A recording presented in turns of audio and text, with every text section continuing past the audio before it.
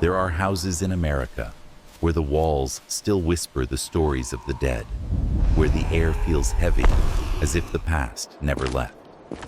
These are not ordinary homes. They are places stained with tragedy, where unspeakable acts of violence turned peaceful rooms into sites of horror.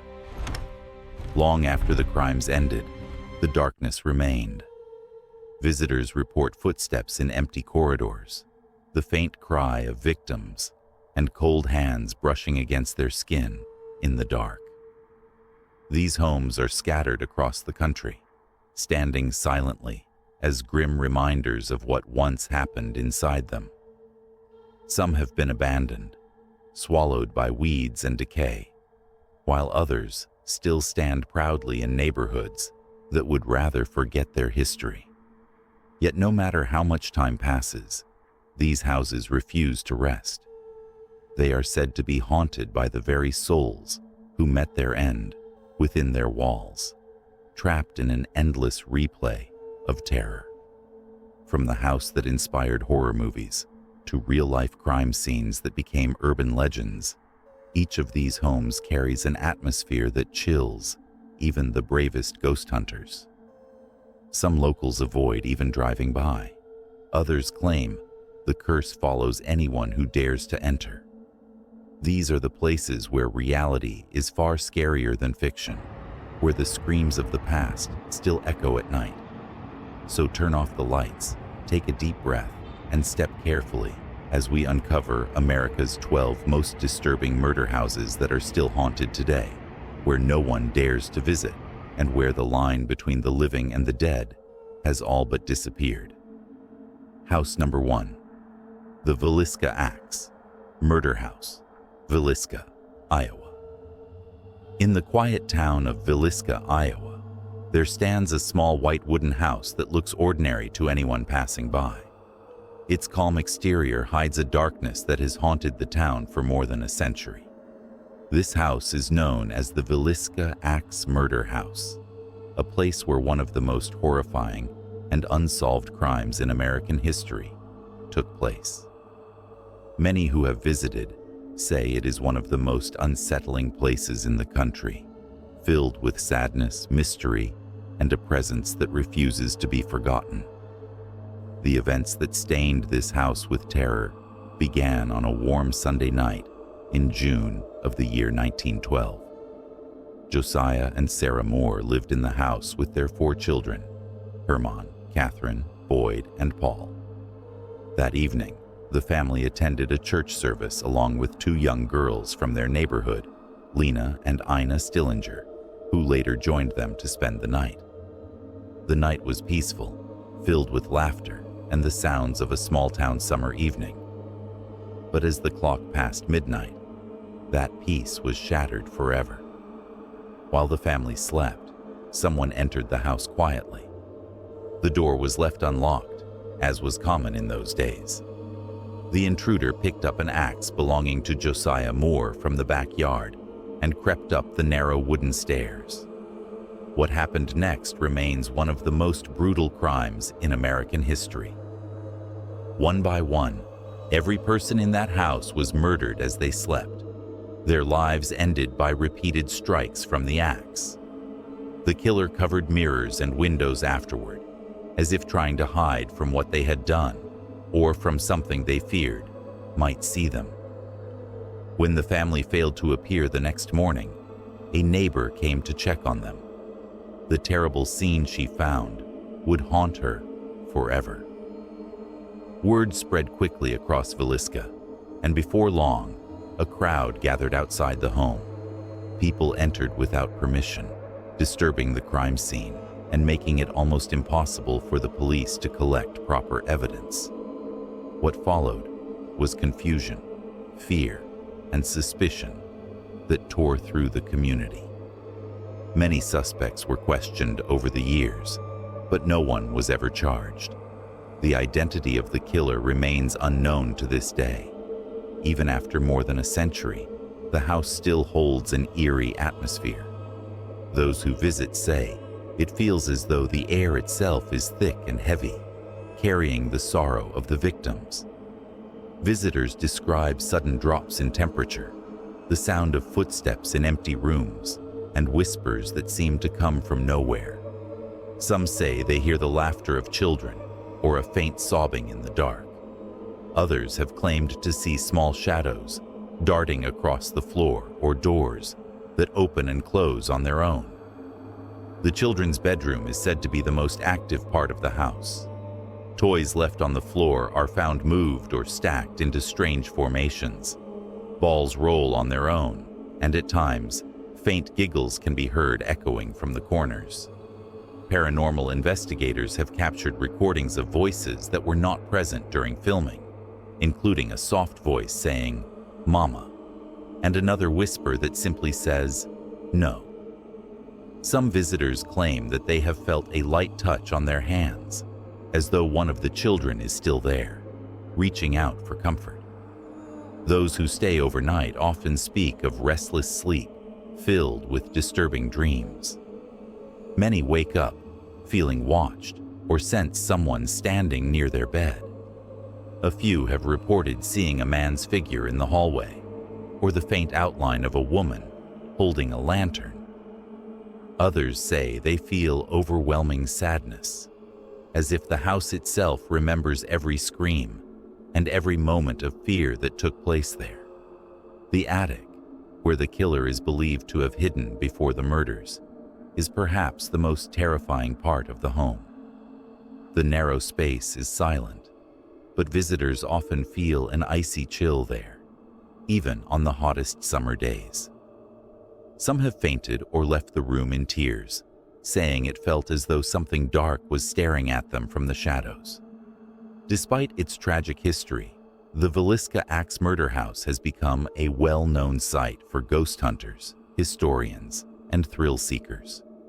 Many come hoping to find proof of the supernatural, but most leave with a deep sense of unease and sorrow. Some say the spirits trapped within are the victims, while others believe something far darker has claimed the house for itself. Whatever the truth may be, one thing is certain: the house remains frozen in time, untouched by modern change, a chilling reminder of that terrible night in 1912. Its walls have absorbed the pain of the past, and its silence tells the story of a mystery that has never been solved. Those who visit do so at their own risk, for once you step inside the Villisca Axe Murder House, you may carry its memory with you forever. Even now, when the sun sets over the quiet streets of Villisca, the house seems to breathe in the darkness. A single light flickers in an upstairs window, and those who pass by say they can still hear the faint echo of a child's voice calling softly from within. Some say it is a warning, others believe it is a cry for help, but one thing is certain: the spirits of Villisca have never left, and the house that holds them will never rest. Number 2. The Amityville House, Amityville, New York. In the quiet suburb of Amityville, located on Long Island in New York, stands a large Dutch colonial-style home with dark windows that resemble watchful eyes. To anyone passing by, it may look like an ordinary family house, but those who know its story understand that this home is anything but ordinary. The Amityville House is one of the most infamous haunted houses in America, a place where real tragedy, mystery, and terror have blended into a chilling legend that refuses to fade. The horror began on a cold night in November of the year 1974. Inside the house at 112 Ocean Avenue lived the DeFeo family. There was Ronald DeFeo Sr., his wife Louise, and their 5 children: Ronald Jr., Dawn, Allison, Mark, and John. In the early hours of the morning, the eldest son, Ronald DeFeo Jr., known as Butch, took a rifle and killed every member of his family while they slept. The murders were swift and merciless, 6 lives taken within minutes. What was even more disturbing was that all 6 bodies were found lying face down in their beds, as though they had never stirred or fought back. When police arrived the next day, Butch DeFeo confessed to the crime, but later claimed that strange voices in the house had urged him to kill his family. He said he had heard whispers commanding him to act, whispers that grew stronger until he could no longer resist. Whether this was a lie, madness, or something darker, no one could say for sure. But the gruesome killings marked the beginning of a legend that would terrify generations to come. A little more than a year later, in December of 1975, the house was sold to George and Kathy Lutz and their 3 children. The Lutz family knew about the murders but decided to move in anyway, believing the horror was in the past. For 28 days, they lived in the house. What they experienced during those days would become one of the most famous and debated haunting stories in history. According to the Lutz family, almost from the first night, the atmosphere inside the house felt strange and heavy. They claimed that rooms would fill with a foul smell without explanation. Doors slammed shut on their own, and windows opened by themselves even when locked. The temperature in the house would drop suddenly, and green slime appeared, seeping from keyholes and walls. George Lutz began to wake up every night at exactly 3:15 in the morning, the same time the DeFeo murders were believed to have occurred. Kathy Lutz reported seeing red eyes staring at her through the window and hearing strange voices whispering her name. One of the children began talking to an unseen friend named Jody, who, according to the child, took the form of a giant pig with glowing eyes. Crucifixes on the walls turned upside down, and shadowy figures were seen moving in the halls. The family dog, normally calm, barked furiously at empty corners of the room. The most terrifying part, according to George and Kathy, was the constant feeling that something evil was watching them. The air grew thick, and they both felt that the house was trying to drive them insane. By the 28th day, the family fled in the middle of the night, leaving all of their belongings behind. They never returned. After the Lutz family's departure, the house gained worldwide attention. Journalists, investigators, and paranormal experts came from all over to uncover the truth. Some believed the story completely, while others accused the Lutz family of inventing the haunting for fame and money. However, several investigators who entered the house also reported strange experiences. Cameras malfunctioned, shadows moved without light, and some felt an overwhelming sense of dread. One of the most famous photographs taken inside the house during a later investigation appeared to show the ghostly image of a small boy peering out from one of the bedrooms, even though no children were present. The image remains unexplained. Over the years, new owners have moved in and claimed to experience nothing unusual. But the legend of the Amityville house continues to live on. Many believe that the evil energy created by the DeFeo murders never left, that the house absorbed the violence and sorrow and became a vessel for something unholy. Others think the entire story was exaggerated or imagined.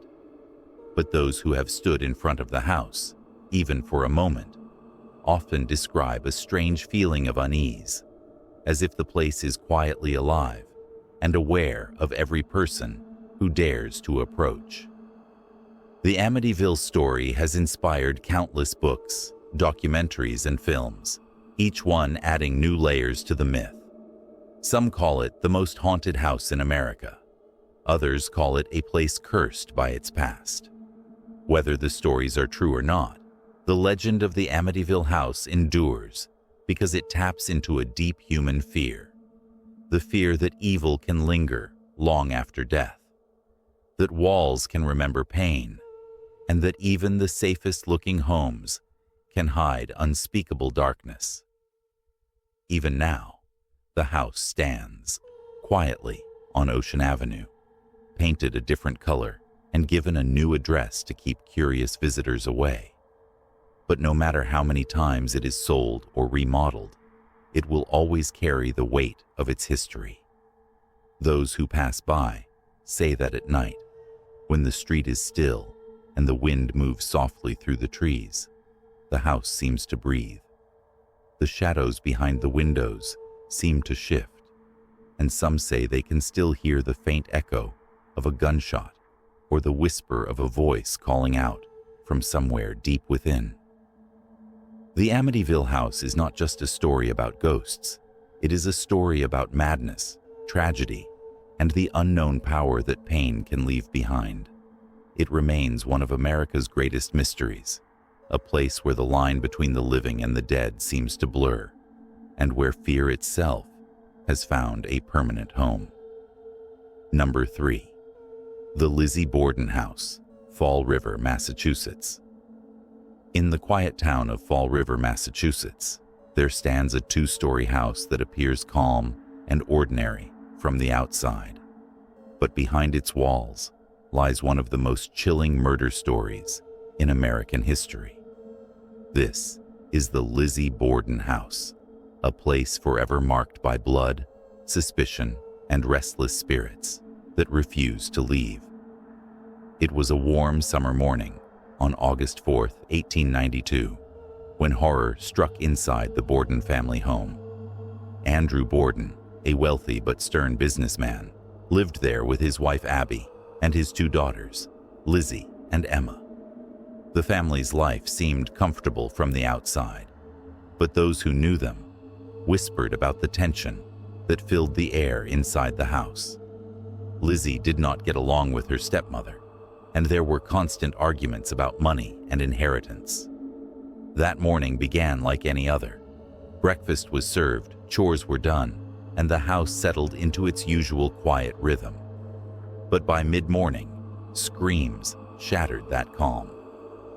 Abby Borden was found dead in the guest bedroom, lying face down on the floor.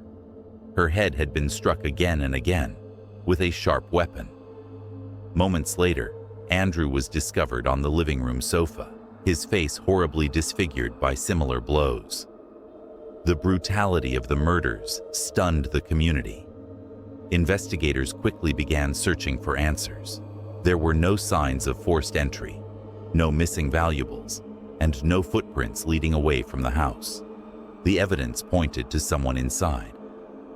Lizzie's story changed several times when questioned. At first, she said she was in the barn when the murders happened. Then she said she was upstairs. She also tried to buy poison days before the crime and burned one of her dresses afterward, claiming it was stained with paint. All eyes turned to her. The idea that a quiet, church-going woman could commit such a gruesome act was almost unthinkable. Yet the facts pointed toward her. The trial that followed became one of the most famous in American history. Reporters from across the country crowded into the courtroom. The public was divided between those who saw Lizzie as a victim and those who saw her as a cold-blooded killer. In the end, Lizzie was found not guilty. The evidence was too thin, and the jury could not believe a woman of her background was capable of such violence. But even after she was acquitted, the town never forgave her. People avoided her on the street. Children whispered her name like a curse. Lizzie lived the rest of her life in isolation, under the shadow of suspicion that never faded. After her death, strange things began to happen inside the house. Visitors and caretakers reported hearing footsteps moving from room to room when no one was there. Doors would creak open slowly by themselves, and whispers echoed through the halls late at night.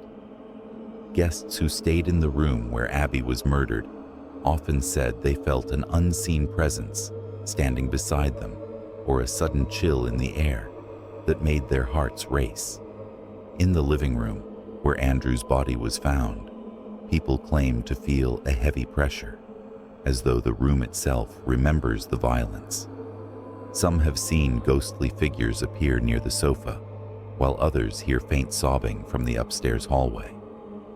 Paranormal investigators who visited the house have recorded unexplained sounds, cold spots, and voices captured on tape calling the name Lizzie.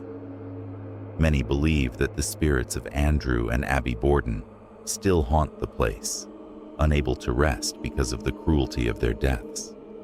Others think Lizzie's own spirit remains there too, trapped in eternal guilt or defiance, unwilling to leave the place where her life was destroyed. Those brave enough to spend a night there often leave with stories they can never explain. Some hear the sound of an axe striking wood. Others see shadows flicker in mirrors. A few guests have said that the bed sheets move by themselves, or that they wake up to the sound of quiet footsteps circling their bed. Today, the Lizzie Borden house operates as a museum and bed and breakfast. Visitors can tour the rooms exactly as they were that August morning in 1892. But even in daylight, there is something uneasy about the house. The air feels heavy, the silence deep, and every creak of the floorboards reminds guests of the horror that once took place there. The Lizzie Borden story remains one of America's greatest mysteries. No one was ever truly punished, no confession ever made, and the motive still divides historians. But one thing is certain: the energy of that violent morning has never left the house. The spirits that suffered there seem to linger, watching and waiting, as if still seeking justice that never came. The house stands today as more than a landmark. It is a haunting reminder that evil can live behind the calmest faces and within the most ordinary walls. Those who enter may come out safe, but they never forget the feeling that someone unseen was watching every step they took. Number 4. The Soden House, Los Angeles, California. In the heart of Los Angeles stands a mansion that seems to breathe mystery and darkness. Its grand structure, built with ancient Mayan-inspired design, looks more like a temple than a home. But beneath its stunning beauty lies a story so gruesome that even the walls seem to hold whispers of horror. This is the Soden House, a place forever linked to one of the most chilling unsolved murders in American history, the Black Dahlia case. The house was designed in the 1920s by Lloyd Wright, the son of the famous architect Frank Lloyd Wright. Its sharp angles, shadowy corridors, and heavy stone walls give it a commanding presence that feels both magnificent and menacing. From the outside, the home glows with golden light, but inside, it has long been a place of secrets. In the 1940s, the mansion became the residence of Dr. George Hodel, a wealthy and respected physician in Los Angeles. Hodel was a man of charm and influence, known for his lavish parties, filled with artists, musicians, and Hollywood elites. But behind his polished image was a man with disturbing rumors surrounding him. He was known for his fascination with death and anatomy, and strange sounds were often heard coming from his basement late at night. Then, in 1947, Los Angeles was shaken by one of its most horrific crimes. The mutilated body of a young woman named Elizabeth Short was discovered in an empty lot, her body severed in half and drained of blood. The media called her the Black Dahlia. The crime shocked the nation, and investigators struggled for years to find her killer. As the investigation unfolded, suspicion fell on Dr. Hodel. He had known Elizabeth Short, and his medical knowledge could explain the precision of the cuts made to her body. The police even bugged his house and recorded him making disturbing statements that suggested guilt. But no solid evidence was ever found, and the case went cold. Still, many believe that the Soden house was where the gruesome act took place. Those who have entered the mansion since then speak of a strange energy that clings to every corner. Some say they feel eyes watching them from the dark hallways, while others report hearing faint sobs or the sound of a woman's voice echoing through the empty rooms. The basement, where Dr. Hoddle once worked, is said to be the most haunted part of the house. Visitors often describe a cold, suffocating presence that makes them feel dizzy or nauseous. Paranormal investigators have captured strange readings there, including whispers, faint cries, and cold drafts that appear out of nowhere.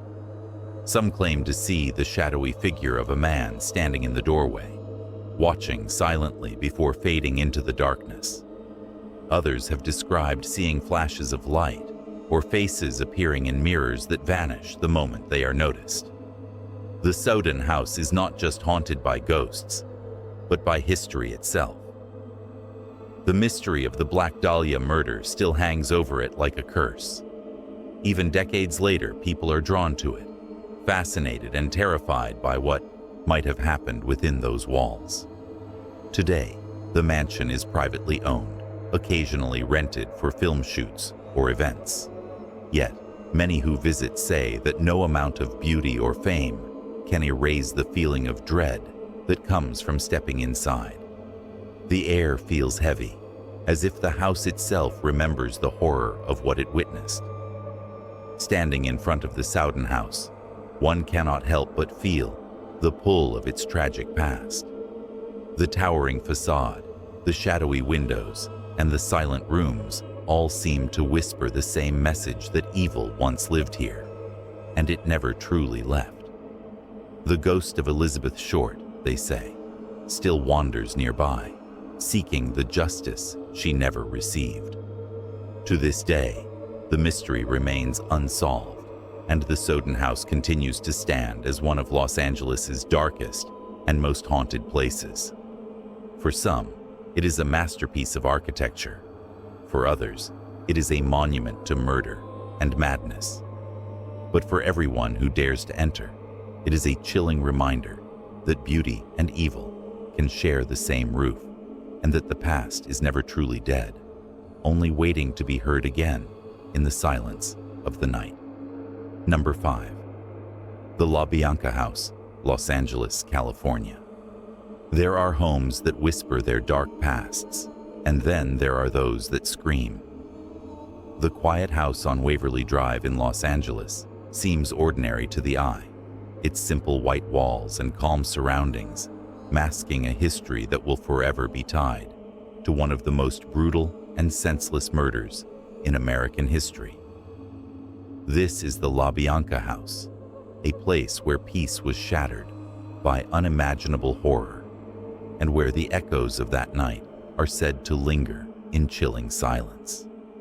It was the summer of 1969, a time when Los Angeles was glittering with Hollywood dreams and music filled the air. But beneath that golden surface, something dark was stirring. The Manson family, a cult led by the twisted mind of Charles Manson, was growing in power and paranoia. Manson had convinced his followers that a great war was coming, one he called Helter Skelter, and in his delusion, he sent them out to commit murders that would spark chaos across the country. The night after the infamous Tate murders, when actress Sharon Tate and her friends were slaughtered in their home, Manson and his followers set their sights on another target, the home of Leno and Rosemary LaBianca. The couple lived in a comfortable house on a hill in Los Feliz, far from the chaos of Hollywood. They were kind, respected, and peaceful people who never imagined that evil would find its way to their door. In the early hours of August 10, 1969, the Manson followers broke into their home. What followed was a scene so brutal that it shocked even the most hardened detectives. The couple was tied up, tortured, and murdered in a frenzy of violence. Their blood was used to write chilling words on the walls, messages that still make the skin crawl. When the police arrived the next morning, they found a house drenched in terror, a once warm home, now frozen in deathly silence. For years after the murders, the house sat like a wound on the landscape of Los Angeles. The new owners tried to change it, repaint it, and fill it with light, but something sinister always seemed to remain. Visitors reported strange feelings as soon as they entered, a heavy energy that pressed down on their chests, making it hard to breathe. Dogs refused to go near the house, whining and backing away, as if sensing something their owners could not see. Several residents who lived there after the tragedy claimed to hear footsteps in the hallway at night, slow and deliberate, as though someone were walking from room to room. Others spoke of the faint sound of a woman sobbing, or of whispers that came from the dark corners when no one else was there. One owner described seeing shadowy figures standing in the living room, still and silent, vanishing when approached. Psychics who have visited the LaBianca house say the energy within is restless and sorrowful. Some believe that the spirits of Leno and Rosemary are trapped there, unable to move on from the horror of their final moments. Others say the evil that drove the Manson murders left a stain that can never be cleansed, that the house itself absorbed the madness and continues to breathe it into anyone who dares to stay. Even those who pass by at night claim to feel uneasy. The lights inside seem to flicker without reason, and some have reported hearing faint cries carried on the wind. The street grows unusually quiet near the property, as though the world itself is holding its breath. For paranormal investigators, it is one of Los Angeles's darkest locations, a house that refuses to forget. The LaBianca murders marked the end of an era. They shattered the illusion of safety and peace that once surrounded Los Angeles, replacing it with fear and suspicion. The home has since changed hands multiple times, yet no one seems to stay for long. Every attempt to erase the past is met with strange occurrences, as if the house itself rejects being forgotten. Standing outside the LaBianca house today, you would never guess the horrors it has witnessed. The yard is quiet, the air still, but if you listen closely, you might hear the faint rustle of footsteps on the gravel, or a whisper just beyond your ear. Some say the souls of the LaBiancas still wander, seeking justice that the world can never truly give them. Others believe that what remains there is something far darker, the echo of the madness that once took over a generation. This house is more than just a building. It is a tomb of memory, soaked in sorrow and sealed with fear. No matter how many coats of paint cover its walls, no matter how much sunlight pours through its windows, the shadows inside never fade. Those who have dared to spend the night report the same chilling truth, that evil leaves a mark that time cannot wash away. If you ever find yourself on Waverly Drive, you may be tempted to slow down to catch a glimpse of this infamous place. But be warned, some who stop say they feel something watching from the window, a figure that stands just long enough to be seen before it vanishes into the dark. The LaBianca house remains one of America's most haunted murder homes, a place where horror once ruled and where silence still screams. If stories like this send shivers down your spine, then stay with us, because there are even darker tales waiting to be told. From mansions filled with restless spirits to small homes forever marked by blood and tragedy, America hides many haunted places where evil once walked. Subscribe, keep your lights low, and join the journey as we uncover more of the country's most terrifying murder houses. But remember, not every story ends when the door closes. Some horrors, like those at the LaBianca house, never really end at all. Number 6. The Josiah Spawn Mansion, Chicago, Illinois. In the heart of Chicago, surrounded by a skyline that never sleeps, stands a mansion so old and so full of mystery that even time seems afraid to touch it. The Josiah Spawn Mansion rests quietly on a street lined with history, its tall windows staring blankly at the world like eyes that have seen too much. From the outside, it looks like a grand relic of another era, a masterpiece of architecture with marble columns and winding staircases. But once you step inside, the air changes. It grows colder, heavier, and the silence carries whispers of a story soaked in greed, betrayal, and death. The mansion was built in the late 1800s by Josiah Spawn, a wealthy industrialist who made his fortune in steel and shipping. He was known across Chicago for his ruthless business tactics, a man who smiled in public but crushed his rivals in secret. His home became a symbol of power, filled with art from Europe and lavish furniture imported from around the world. But behind the glittering chandeliers and gold-trimmed mirrors was a house ruled by misery. It is said that Josiah was obsessed with control. He ruled his family with an iron will, and his temper was as sharp as the steel that made him rich. His wife, Eleanor, was beautiful but lonely, often seen wandering the long halls late at night, her face pale and distant. Servants whispered that she was afraid of him, that she kept a diary hidden somewhere in the house, filled with secrets that could destroy him. One winter night, tragedy struck. Josiah Spawn was found dead in his study, his throat cut from ear to ear, and his blood soaking the carpet beneath his desk. The door was locked from the inside, the windows sealed tight. No one could explain how it happened. The police ruled it a suicide, but the servants and neighbors whispered a different story. They said Eleanor had finally snapped, that she had killed him, and then disappeared into the night. Some claimed to have seen her standing by the lake behind the mansion, her white gown fluttering in the cold wind, before she vanished into the fog. Her body was never found. From that night on, the mansion became a place of dread. Those who entered spoke of doors opening on their own, mirrors cracking without reason, and strange sounds echoing through the halls. The study where Josiah died remained locked for years, yet visitors swore they could hear scratching from inside, as if someone were trying to claw their way out.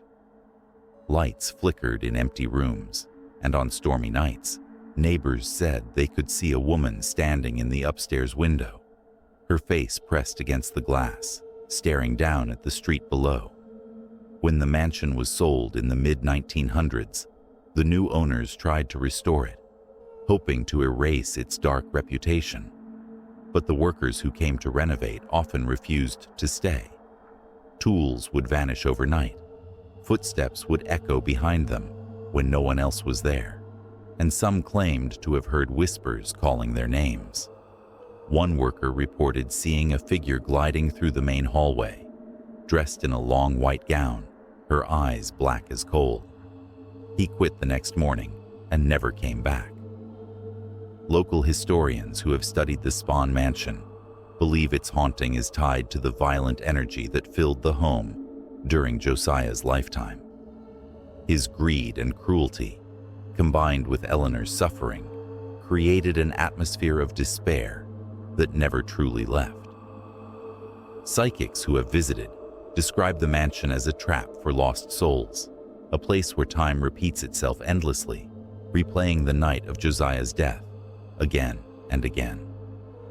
One psychic claimed she made contact with a spirit inside the house who called herself Eleanor. Through trembling hands, she wrote words that chilled everyone present. "He still watches me. He will not let me go."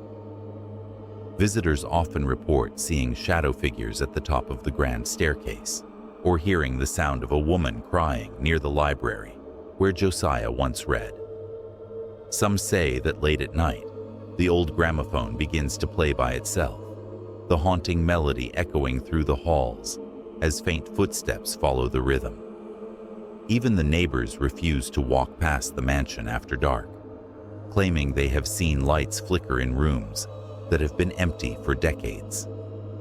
The mansion's most terrifying legend involves the mirror in the main hall. It is said that if you stand before it at midnight and whisper Eleanor's name 3 times, her reflection will appear beside yours, her cold eyes staring directly into your soul. Those who have dared to try it describe an unbearable chill, followed by the faint scent of lilacs, Eleanor's favorite flower. Some say the mirror fogs up, revealing words written from the inside. Help me. Over the years, the Josiah Spawn mansion has become a favorite destination for paranormal investigators. Cameras often malfunction inside, batteries drain instantly, and strange mists appear in photographs.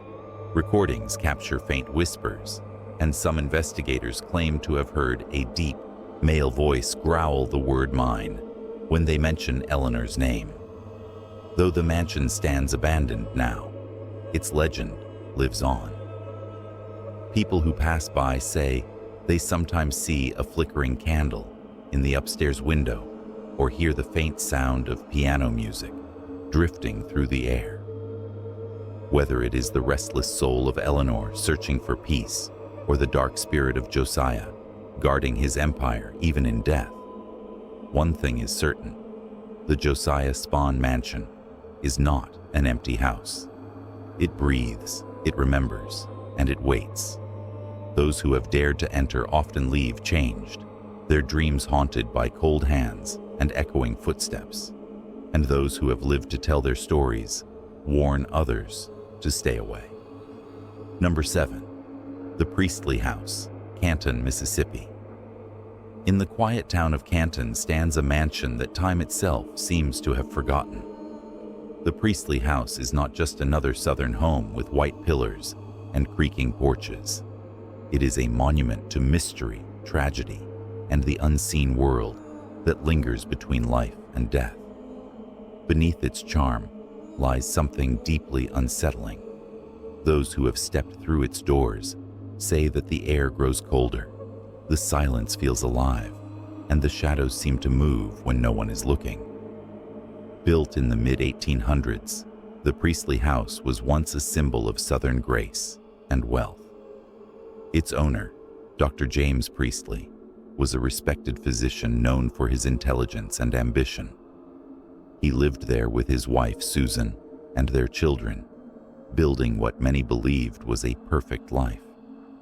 But behind the smiling faces and grand parties, there were whispers of sadness, of sleepless nights, and of something unnatural haunting the halls. According to local records, tragedy struck the Priestley family when one of their young daughters fell ill with fever. Despite Dr. Priestley's medical knowledge, he could not save her. Her death shattered the family, and Susan was said to have never recovered. For weeks after the funeral, neighbors claimed to hear crying coming from the upstairs bedroom where the little girl had died. At first, they thought it was Susan, but when they checked, they found the house dark, the windows closed, and no one inside. As time passed, strange events grew more frequent. Visitors spoke of feeling watched as they walked down the main hallway. Doors would close slowly behind them, and mirrors would fog as if someone had breathed on the glass. Servants often quit without notice, claiming to have seen the spirit of a young girl wandering the halls, her small footsteps echoing on the wooden floors. When Dr. Priestley himself passed away years later, the hauntings became more intense. Some believe his spirit remained trapped in the house, unwilling to leave the home where he had failed to save his child. Others say the grief and guilt of the Priestley family soaked into the walls, binding their spirits to the place forever. Those who visit today describe an atmosphere so heavy it feels alive. The grand staircase seems to creak in rhythm with invisible footsteps, and cold spots linger near the child's room, no matter how warm the day is. paranormal investigators have recorded unexplained whispers, faint sobs, and a woman's voice softly calling a child's name. One of the most chilling stories comes from a caretaker who lived in the mansion in the early 1900s. He claimed that late one night, as he was preparing to leave, he saw a candle flicker in the parlor. Thinking someone had broken in, he went to check. When he entered, the room was empty. But as he turned to leave, he saw a reflection in the mirror, a woman in a long dress standing behind him. He froze, unable to move, as she raised her hand and pointed toward the upstairs hall. Then, without a sound, she vanished. The caretaker left that night and never returned. Neighbors who live nearby still report seeing lights glowing in the windows long after midnight, even though the mansion has been empty for years. Some claim to see the silhouette of a man standing in the upper window, watching silently. Others have heard music drifting from the parlor, the soft notes of an old piano playing by unseen hands. The Priestley house is now considered one of the most haunted homes in Mississippi. Visitors often bring cameras or recorders, hoping to capture proof of what lurks within. Some walk away shaken, swearing they felt a hand brush their shoulder or heard faint laughter in their ear. Others refuse to go near it at all, saying that the moment you step onto its porch, something watches you, something old, patient, and aware. Many believe the spirits within are not malevolent, but restless. The house, they say, has become a prison for sorrow, a place where love and loss have intertwined so deeply that the living and the dead can no longer be separated. The walls, thick with history, hold on to every tear, every whispered goodbye, every heartbeat that ever echoed within them. Even historians who have studied the property admit that the Priestley house has a strange effect on visitors. Some feel dizzy the moment they enter, as if the air is thinner, charged with emotion. Others report that time seems to shift, minutes stretching into hours, as though the past and present overlap. Standing before the Priestley house today, with its cracked paint and dark windows, one cannot help but feel a pull, a strange, uneasy curiosity. It looks peaceful in daylight, but as the sun sets and the shadows lengthen, the mansion transforms. The trees seem to lean closer, the wind carries faint whispers, and the air fills with a chill that no summer night can explain. People say that the house calls to certain visitors, drawing them closer only to remind them that some stories are never meant to end. The spirit of the little girl is said to still wander, clutching a small toy, searching for her mother. And sometimes, when the night is quiet, those who dare to listen claim they can hear Susan Priestley humming a lullaby from beyond the grave. The Priestley house remains a haunting reminder that grief does not always fade, and that some families never truly leave the homes they loved. It stands tall and silent, a timeless witness to the heartbreak and mystery of lives long gone but never forgotten. Number 8. The Franklin Castle, Cleveland, Ohio. In the heart of Cleveland stands a mansion so steeped in mystery and tragedy that even seasoned ghost hunters hesitate to enter. The Franklin Castle, with its tall stone towers and dark windows, looms like a shadow from another time. Its walls have heard cries, secrets, and perhaps even confessions that still echo in the dead of night.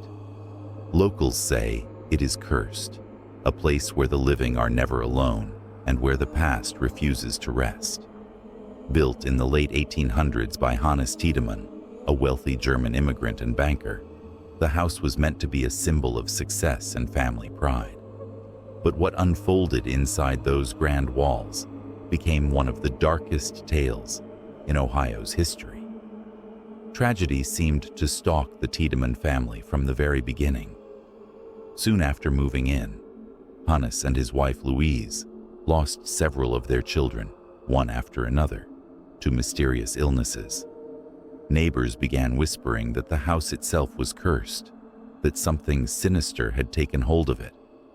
But the most chilling rumors were about Hannes himself. Some said he was cruel, secretive, and possibly involved in dark deeds.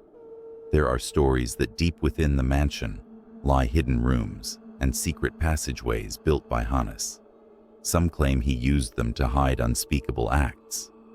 One legend tells of a young servant girl who was killed in one of those rooms, her body never found.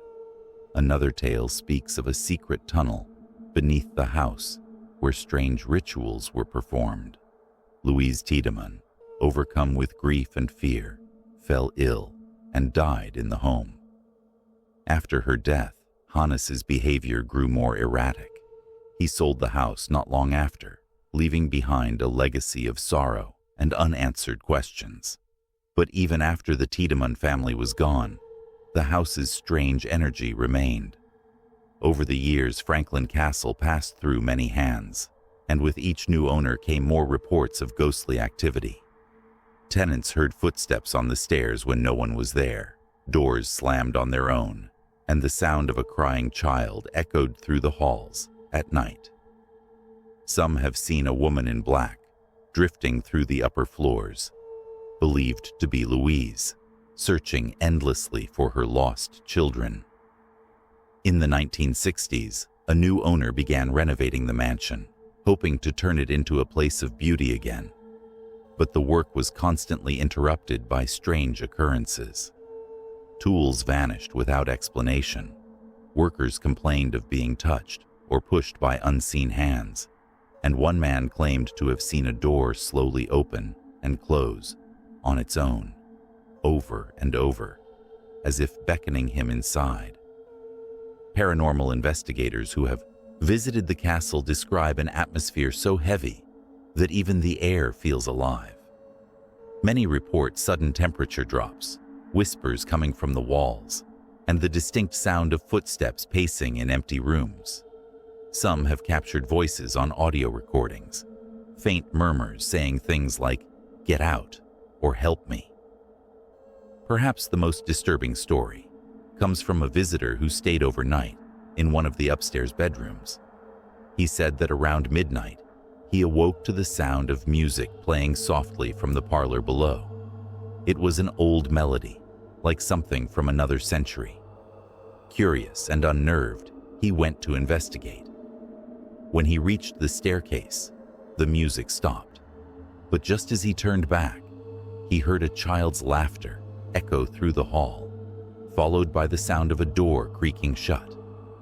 Even today, those who pass by Franklin Castle say they sometimes see lights flicker in the windows or hear the faint sound of voices when the wind blows. Some believe the souls trapped within are not angry, but lost, forever searching for peace. Others insist the evil that took root there has never left, feeding on fear and sorrow through the ages. The castle has been restored many times, but no renovation has ever erased its eerie presence. Visitors still speak of the feeling of being watched, of sudden chills that creep down their spine, and of seeing shadows move when no one else is around. One paranormal team called it a living house, a structure that breathes and remembers everything that ever happened within its walls. Locals warn that those who enter the castle with bad intentions are often met with misfortune. Strange accidents, sleepless nights, and recurring nightmares seem to follow them long after they leave.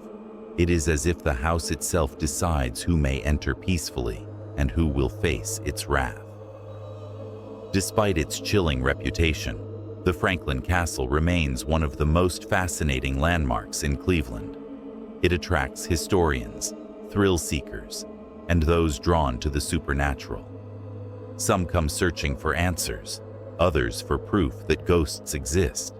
But many leave with more questions than they arrived with, haunted not only by what they saw, but by what they felt.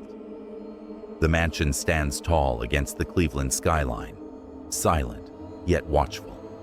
Its towers pierce the sky like sentinels, guarding the secrets buried within. When night falls, the castle seems to come alive.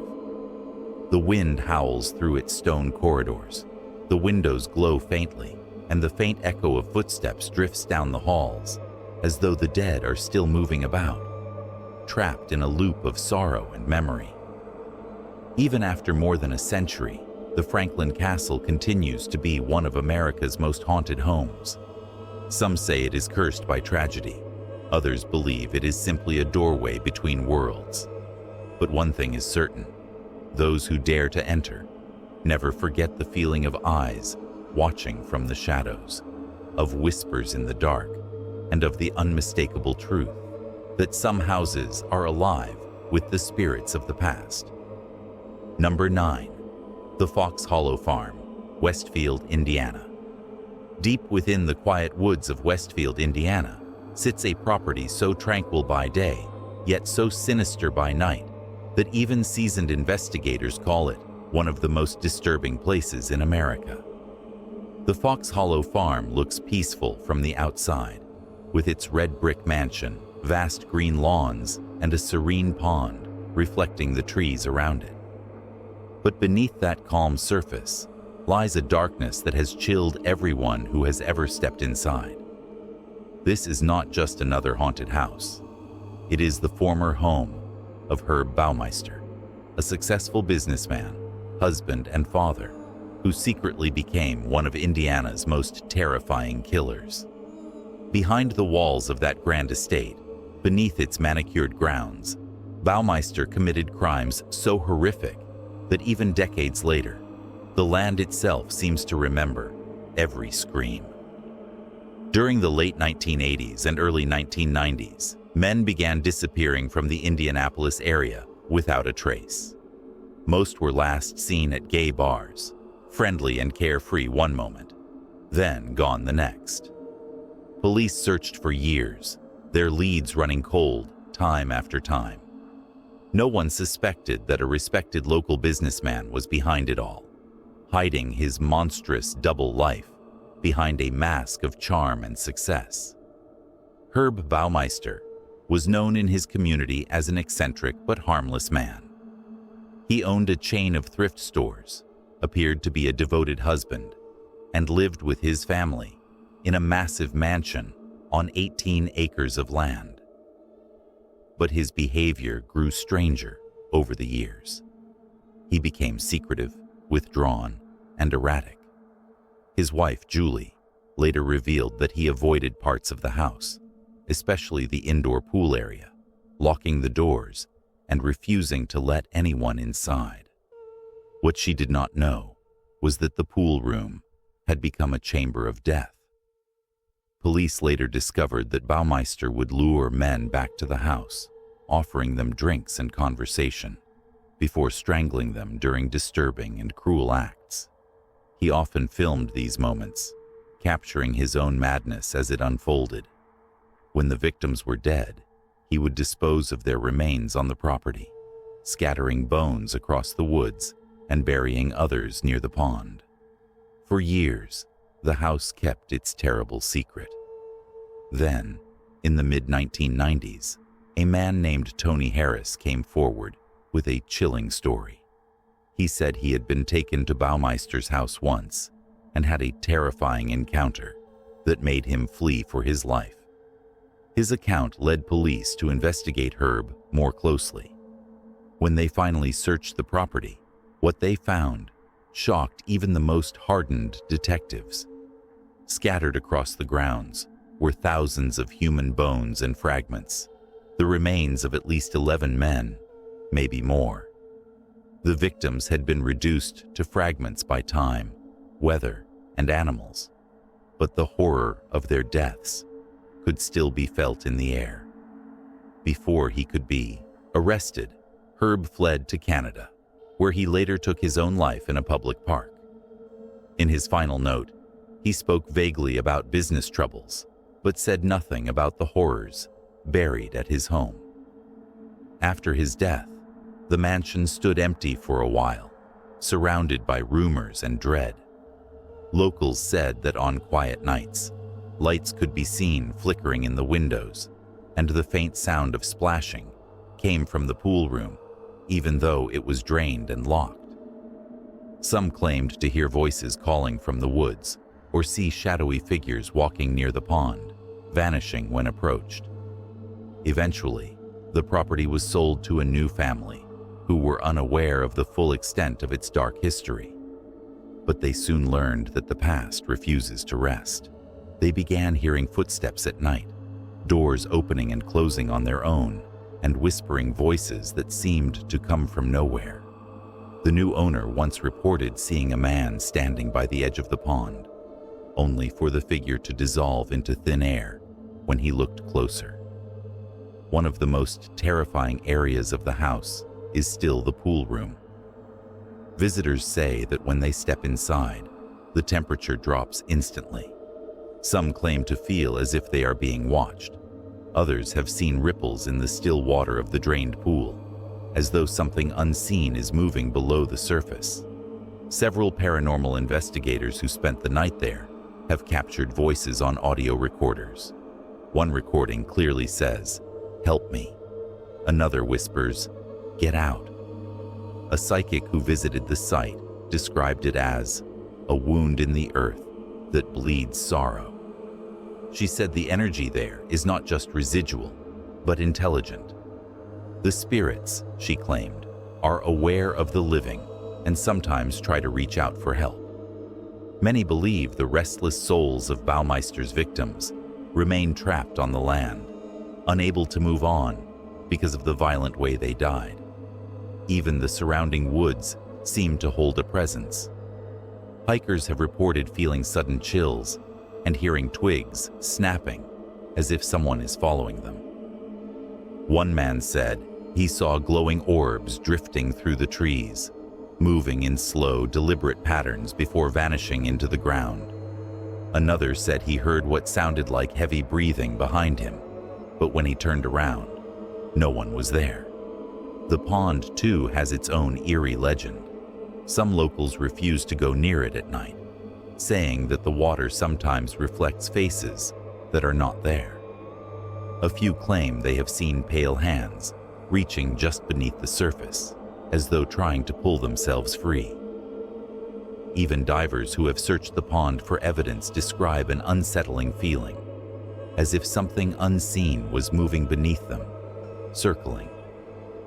One paranormal team once spent a night in the mansion, recording their experience. Throughout the night, cameras malfunctioned, batteries drained without explanation, and strange voices were heard whispering through the halls. At one point, one of the investigators said he felt someone grab his arm hard enough to leave bruises. Yet when he looked, there was no one near him. Despite its horrific history, the Fox Hollow Farm remains standing today, a haunting reminder of the evil that can hide behind a smiling face. The current owners occasionally allow ghost hunters and documentarians to visit, but they always warn guests that the house has a presence unlike any other. Some leave shaken, others refuse to speak of what they saw. There are stories of guests waking in the night to find a man standing silently at the foot of their bed, his expression cold and blank. When they blink, he disappears, leaving only the sound of faint footsteps retreating down the hallway. Others claim they have smelled smoke, though no fire burns anywhere nearby, and heard the echo of water dripping even when the pool is bone dry. Even the animals seem to sense the energy. Dogs bark and refuse to enter certain rooms, especially the basement and the pool area.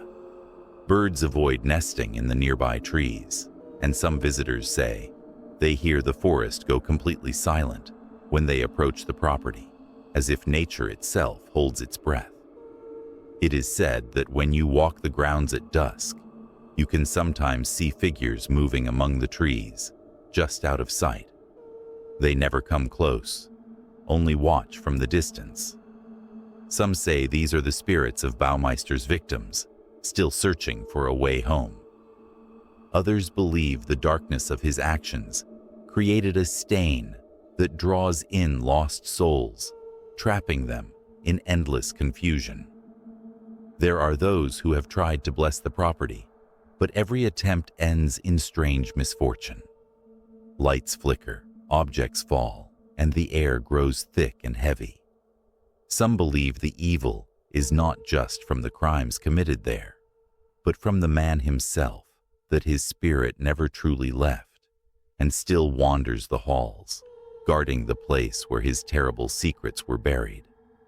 To this day, Fox Hollow Farm stands as both a monument to horror and a warning. Behind its beautiful facade lies a darkness that time cannot erase. The house seems to breathe with the memories of what happened there, and those who enter say the feeling of dread follows them long after they leave. It is more than haunted. It is a place where evil lived, where pain and death soaked into the walls, and where the souls of the lost still cry out for peace. The land remembers, the air remembers, and so does anyone who has ever walked those halls. If the story of Fox Hollow Farm chilled your blood, then you have only touched the surface of America's darkest homes. Every brick, every whisper, every cold gust of air tells a story that was never meant to be heard. Subscribe for more terrifying true stories, and share this with someone who thinks they could spend a night in one of these cursed places. But remember, some houses do not just shelter the dead, they keep them. Number 10. The DeFeo House, Long Island, New York.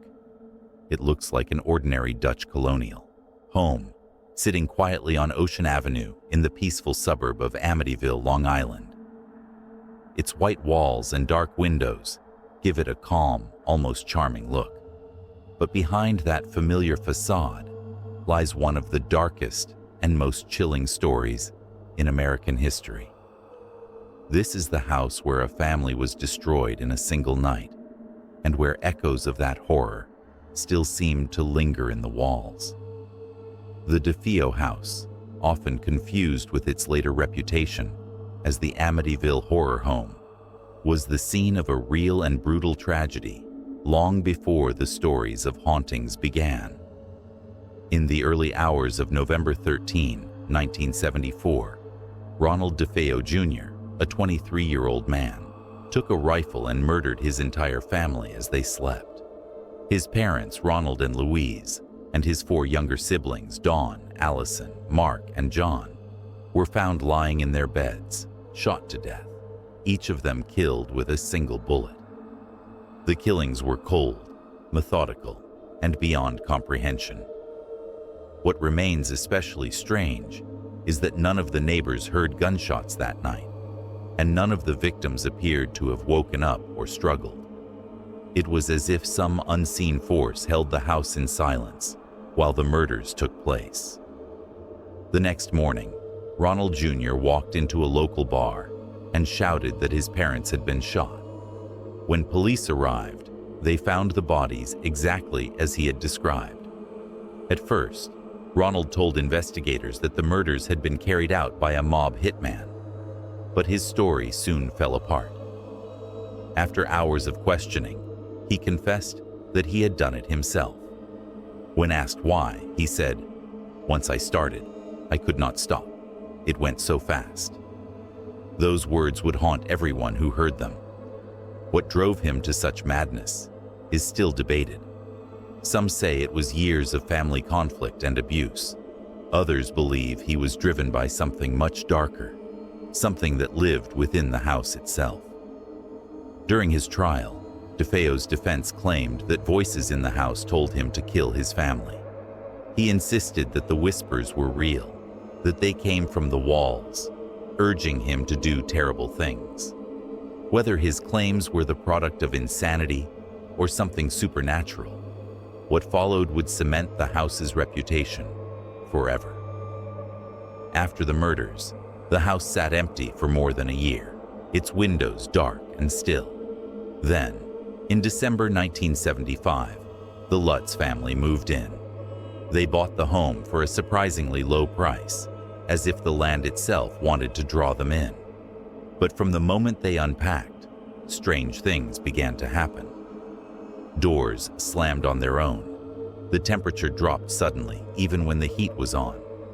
A strange black liquid oozed from keyholes and walls. George Lutz, the father, began waking every morning at 3:15, the same time the murders had occurred. The family dog barked at empty corners, and their youngest daughter started speaking to someone she called Jody, a pig-like creature with glowing, red eyes that only she could see. Objects moved on their own, and the air grew thick and heavy. The family priest who came to bless the home reported hearing a deep, commanding voice say, "Get out."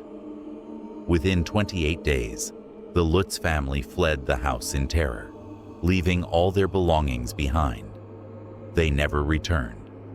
Their story spread quickly, and soon the house on Ocean Avenue became known as one of the most haunted places in America. Reporters, investigators, and thrill-seekers gathered outside, desperate to see the infamous windows that seemed to stare like eyes across the neighborhood. The story inspired books, movies, and countless debates about whether the haunting was real or a fabrication. But no matter how many theories surfaced, no one could deny the unease that hung over that house. Even years after the Lutz family left, visitors described strange sensations. People who drove by claimed to feel watched. Some said they saw faces appear in the windows. Others reported headaches, nausea, or sudden chills that made them turn back. When paranormal researchers entered the home, their equipment malfunctioned. Cameras drained of battery, microphones picked up unexplained whispers, and photographs revealed strange shadows and shapes that did not belong to anyone present. One famous photograph showed a small boy peeking from behind a doorway, even though no children were in the house during the investigation. Neighbors also spoke of seeing lights flickering inside late at night when the house was supposed to be empty. A few claimed they heard faint crying or the sound of footsteps across the upper floor. Though later owners have reported no disturbances, the legend remains stronger than ever. The DeFeo house has changed its address over the years in an attempt to distance itself from the notoriety, and its appearance has been altered slightly. But those changes cannot erase its past. The murders that happened there are real, and the energy that lingers is too heavy to forget. People say the land remembers. Some believe the evil that entered the house that night never truly left, that it still whispers to anyone who stays long enough to listen. Others think the sorrow of the DeFeo family imprinted itself on the walls, replaying in loops of restless pain and confusion. Whatever the truth may be, no one can deny that there is something deeply wrong about that house. The DeFeo house stands today as a chilling reminder of how quickly light can turn to darkness, how even the most peaceful homes can hide terrible secrets. It is not just haunted by ghosts, but by the memory of what was done there, by the echo of gunshots that no one heard, and by the silence that followed. Visitors who pass by sometimes say they feel a sudden weight in their chest, as if the air itself grows thicker. Some describe a faint smell of gunpowder. Others feel an overwhelming sadness they cannot explain. A few claim that if you look at the upper windows long enough, you might see a shadow move past, slow and deliberate, before the curtains close on their own. The DeFeo house is more than a location. It is a wound carved into history, a reminder that some places never heal. The walls hold secrets that time refuses to erase, and the ground itself seems to breathe with the memory of violence. Number 11. The Moore Mansion, Tacoma, Washington. On a quiet street in Tacoma, Washington, stands the Moore Mansion, a beautiful structure that hides a disturbing history behind its elegant walls. Built in the early 1900s, the mansion once represented wealth, success, and the dream of a perfect American life. But over the years, that dream twisted into something dark. Today, locals whisper that the mansion is alive with spirits that refuse to rest, and that anyone who steps inside after sunset feels the cold weight of the dead pressing close. The Moore Mansion was originally owned by a successful businessman named Richard Moore, who built the grand estate for his young wife, Eleanor. They were known throughout Tacoma society for their parties and their wealth. But behind the grand facade, the family was falling apart. Richard was rumored to have been controlling and unfaithful, and Eleanor grew more isolated as the years went by. One cold winter night, neighbors reported hearing screams echoing from inside the mansion. When the police arrived the next morning, they found Eleanor dead at the foot of the main staircase. Her neck was broken, and though Richard claimed it was an accident, no one in the town believed him. Within months, Richard himself was found dead in the study, a single bullet through his head. The official story was suicide, but rumors spread that it was Eleanor's vengeful spirit who had taken him. After the deaths, the house stood empty for decades. Those who passed by at night said they could see lights flickering in the windows, even though there was no electricity running to the property. Some claimed to hear the faint sound of a piano playing from inside. Others swore they saw a figure in a white dress standing by the second-floor window, looking down at the street below. The mansion became a place of whispered fear, a dark monument to tragedy that the people of Tacoma learned to avoid. When the property was finally purchased in the 1960s, the new owners planned to restore the old home and turn it into a bed and breakfast. But the workers they hired refused to stay after dark. They said their tools would disappear overnight, or they would hear footsteps pacing above them when no one else was in the house. One man swore that as he was painting the parlor, the words "Get out" appeared faintly on the wall beside him. He never returned. Guests who eventually stayed there reported waking up in the middle of the night to the sound of sobbing or feeling someone sit at the edge of their bed. A few saw a woman's reflection in the mirror even when they were alone. Others described doors that opened and slammed shut on their own, and the soft whisper of a female voice calling out the name Richard over and over again. The mansion seemed to draw energy from storms.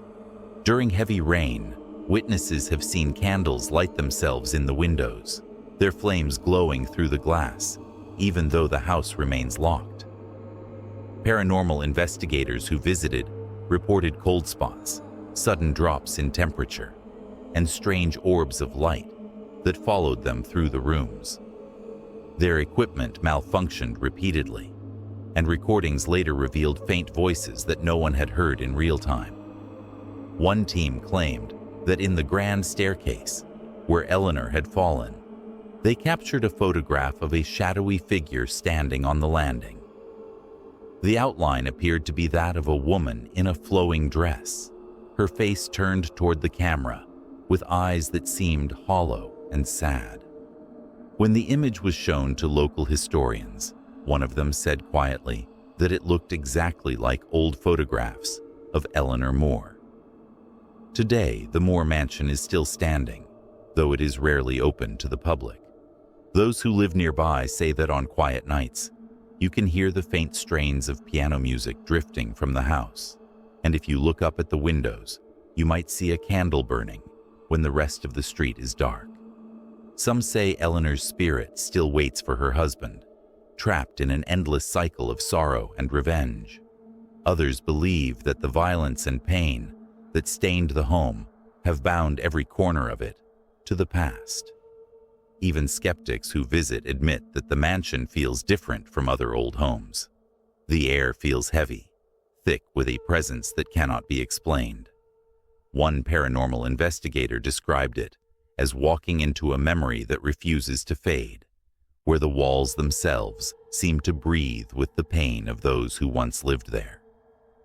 Another said that when she entered Eleanor's old bedroom, the temperature dropped so fast that her breath turned white.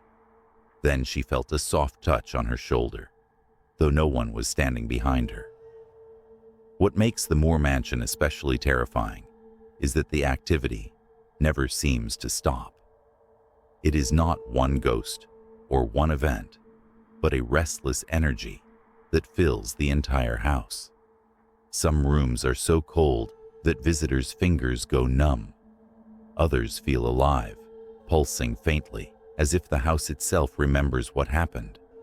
In the basement, people report seeing shadows that move against the walls, and in the attic, they hear faint footsteps, like someone pacing back and forth endlessly. Locals tell stories of brave souls who tried to spend the night there and could not make it till morning. One man reportedly fled the mansion barefoot at 3 a.m, claiming that a woman had screamed directly into his ear. He swore that as he ran through the front door, he heard laughter echoing behind him. Another group of ghost hunters left their cameras recording overnight. When they reviewed the footage later, they saw what looked like a door slowly opening by itself and then closing softly, even though no one was there. Despite the fear it inspires, the Moore Mansion continues to attract visitors who are drawn to its dark beauty and tragic history. Some come looking for proof of the supernatural, others simply to feel the energy that has made it one of the most haunted houses in the Pacific Northwest. What they find inside is something far more personal, an overwhelming sense of sadness, as if the house is crying quietly for the lives it once held. The Moore Mansion remains a warning about how love can curdle into obsession and how tragedy can cling to a place long after the living have gone.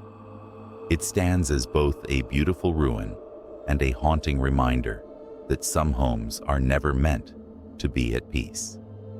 Number 12. The Vair House, New Orleans, Louisiana. In the heart of New Orleans, where the scent of magnolias fills the air, stands the Vair House. It is an ancient mansion that holds the kind of silence that makes your skin crawl. The windows look down on the street like eyes that have watched too much sorrow. The walls seem to breathe, and even the air feels heavy with secrets. People who pass by say they can feel a chill, as if something unseen is watching them from inside. The Vair House was built in the 1800s by the wealthy Vair family. They were once known for their wealth, fine parties, and social influence. Guests would come from far and wide to attend grand balls, filled with laughter and music.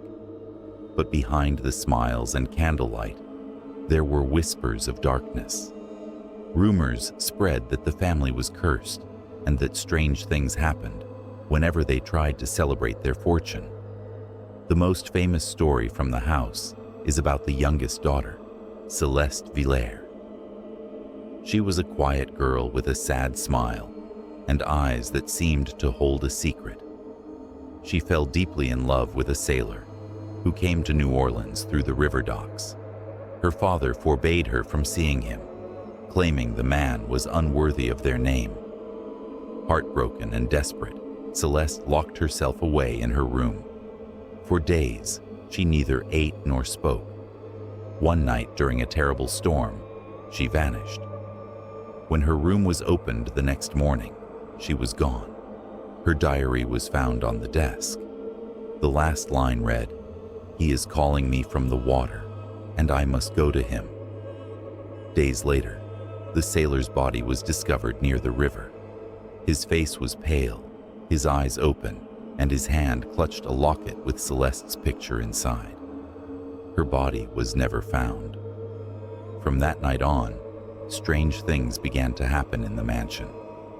Servants spoke of seeing Celeste's ghost wandering the upper floors.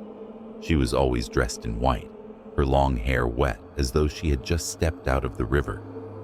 Some saw her standing near the window, gazing toward the water, as if waiting for someone who would never return. Others heard soft sobs, echoing through the halls when no one was there. Celeste's father never recovered from her disappearance. He became obsessed with the idea that the house itself was cursed. He would shout at the walls and say that the spirits were whispering to him. One evening, he locked himself in his study and was never seen alive again. When the door was forced open, he was found slumped over his desk, his face twisted in terror. Since then, the study has been known as the room where the air turns cold, even on the warmest days. After the deaths of the Villisca family, the mansion was abandoned. For years, no one dared to live there. Neighbors often spoke of seeing lights flicker in the windows late at night, even though there was no electricity. They heard faint music coming from the parlor and the sound of footsteps moving across the upstairs hall. Some said a woman's voice could be heard singing softly, her tone filled with sadness and longing. In the 1980s, a couple bought the house, hoping to restore it. But their time there was filled with fear. Doors would open and close by themselves. Mirrors would fog up and reveal faint words written across them, as if someone unseen was trying to communicate. Furniture moved on its own, and at night, the sound of crying echoed through the rooms. One night, the wife woke to find a woman standing at the foot of her bed. The figure wore a white gown, and her hair fell in wet strands over her face. Her eyes were hollow, and she reached out a trembling hand as if asking for help. When the wife screamed, the ghost vanished into thin air, leaving behind the smell of river water and flowers. The couple left the house soon after, and no one has lived there since. The Vair house now stands in silence, its walls covered with ivy and its doors chained shut. But locals say, if you walk by late at night, you can still see a flicker of light in the upper window. Some hear faint music, others hear a woman crying. Many believe it is Celeste Vair, still trapped between life and death, waiting for her lost sailor to return from the dark waters that claimed them both. Even the bravest ghost hunters avoid the place. Those who tried to record the hauntings claimed their equipment failed, their cameras went black, and strange voices whispered their names. Some felt a hand brush against their shoulders, though no one else was near. The Vair house remains one of New Orleans' most haunted places. It stands as a reminder that love, sorrow, and tragedy can bind a soul forever. So if you ever walk down that quiet street at night and see a flicker in the window or hear the faint sound of a piano playing in the dark, do not look too long and do not step too close. Because once the Vair house notices you, it may never let you leave. The night is quiet now, yet after hearing these stories, it does not feel empty. The air feels heavier, colder, as if the spirits from these haunted murder houses are listening, waiting, and watching. Every old wall, every cracked floorboard, and every flickering light carries a whisper from the past. The truth is that these places were once homes filled with laughter, dreams, and family. But something dark took root within their walls, something that never left. Each story we shared tonight carries a trace of real history, but it is wrapped in sorrow, obsession, and mystery. The Villisca Axe Murder House, where echoes of children's cries still haunt the halls. The Amityville House, where restless spirits seem to relive their final moments over and over again. The Lizzie Borden House, where footsteps cross blood-stained memories of rage. And of course, the Vair house in New Orleans, where the ghost of Celeste still gazes out toward the river, waiting for a love that drowned long ago. But perhaps the scariest thing about these houses is not the ghosts that roam them, but the truth that evil does not die. It lingers, it changes shape, it seeps into the walls, the mirrors, and even the memories of those who dare to enter. Every visitor who steps inside one of these murder houses says the same thing. They do not feel alone. They feel watched. They feel the air move without wind, the shadows shift without light, and a voice whispering that they should not be there. When darkness falls, these houses come alive. The halls creak with footsteps that do not belong to the living. Windows rattle with unseen hands. Cold drafts sweep through locked rooms, and sometimes a whisper slips through the air, soft, trembling, and desperate. Some say the spirits are crying for help. Others believe they are warning anyone who enters to leave before it is too late. If you ever visit one of these houses, remember this: the energy you bring with you might not be the same when you leave. These walls, remember, they feed on fear, curiosity, and sorrow, and once they sense you, they will not forget.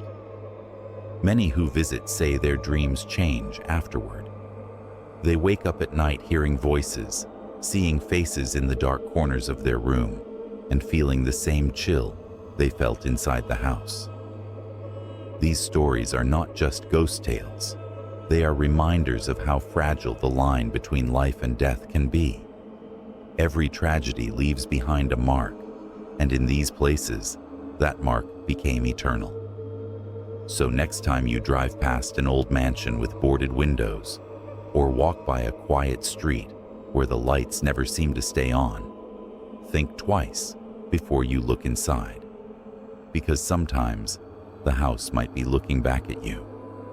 Now that you know the truth about America's most haunted murder houses, tell me, would you dare step inside? Would you walk through the dark halls of the Villisca Axe murder house, where children's laughter turns into screams? Would you sleep in the Amityville bedroom, where whispers rise from the walls? Or would you face the sorrowful spirit of Celeste Vair as she stands in her window, dripping river water, her pale face glowing beneath the moonlight? If your answer is yes, then you are braver than most. But be careful, because once the spirits know your name, they might follow you home. Thank you for joining me on this chilling journey into America's darkest homes, where love turned to madness and life turned to legend.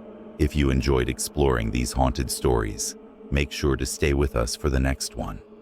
We have more secrets to uncover, more shadows to chase, and more spirits that still whisper from beyond.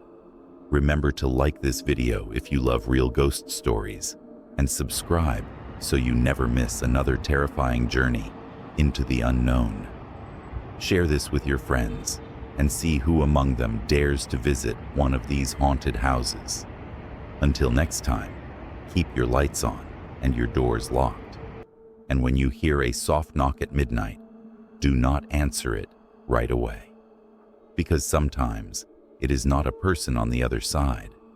It might be someone who never left. You have been listening to the whispers of the past, the voices of the restless, and the echoes of tragedy that time could not bury. This is not just history. This is horror that breathes. So sleep well tonight if you can. Because somewhere in America, behind a cracked window and a door that creaks on its own, a spirit is still waiting for company. And maybe, just maybe, it is waiting for you.